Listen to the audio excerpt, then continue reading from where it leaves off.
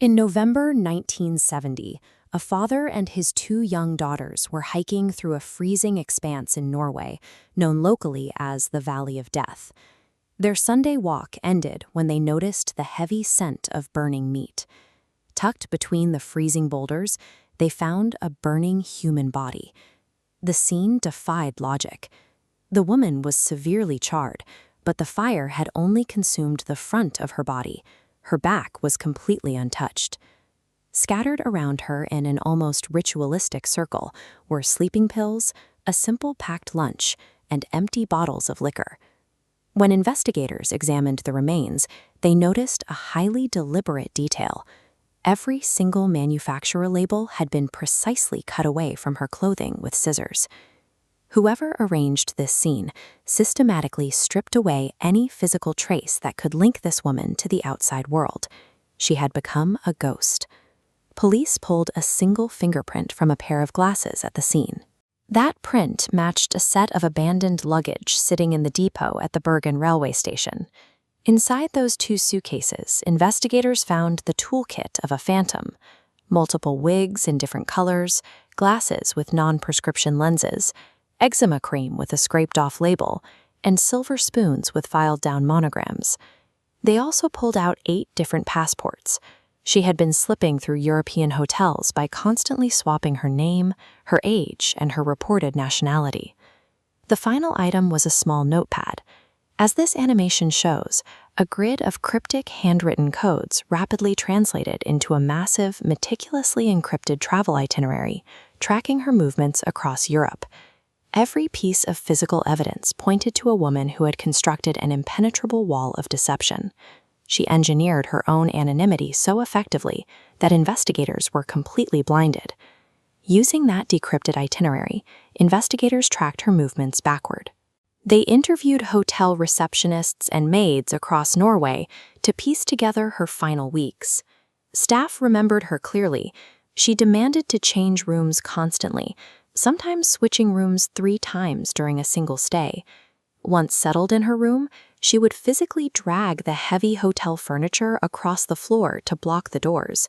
She dressed in elegant, expensive clothing and paid with foreign currency. Yet, when she ordered room service, she exclusively asked for plain oat porridge. These are the actions of a person pushed to the edge of her nerves.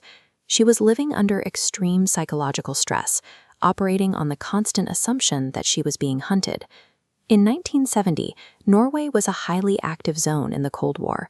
It shared a northern border with the Soviet Union and hosted major NATO naval bases. Witnesses reported seeing this mysterious woman lingering near restricted military zones. Right at that time, the Norwegian Navy was testing a highly classified weapon known as the Penguin missile. With the fake passports, the encrypted codes, and the secret missile tests, investigators suspected she was an elite operative working for an intelligence agency like the KGB or the Mossad. Then, the investigation hit a wall. In early 1971, police abruptly closed the case, officially ruling her death a highly improbable suicide. She was buried in an unmarked grave, sealed inside a zinc coffin to preserve her remains. If she was an international spy, her final mission was a complete success. She defeated every investigative tool the 1970s had to offer and took her true identity into the frozen ground. The case sat cold for 46 years. Then, in 2016, researchers located her jawbone in a hospital archive. Modern forensic science was finally applied to the evidence that had baffled detectives decades earlier. Scientists tracked chemical signatures inside her tooth enamel using isotope analysis. Because teeth absorb minerals from childhood drinking water, these signatures become permanent geographical trackers. The data prove she wasn't from Norway or Belgium.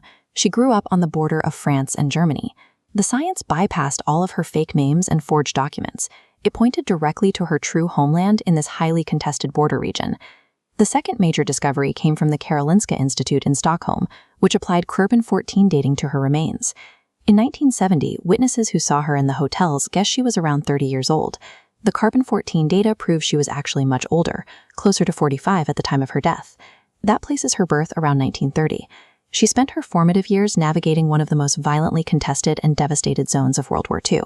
This data suggests a new perspective on the spy theory.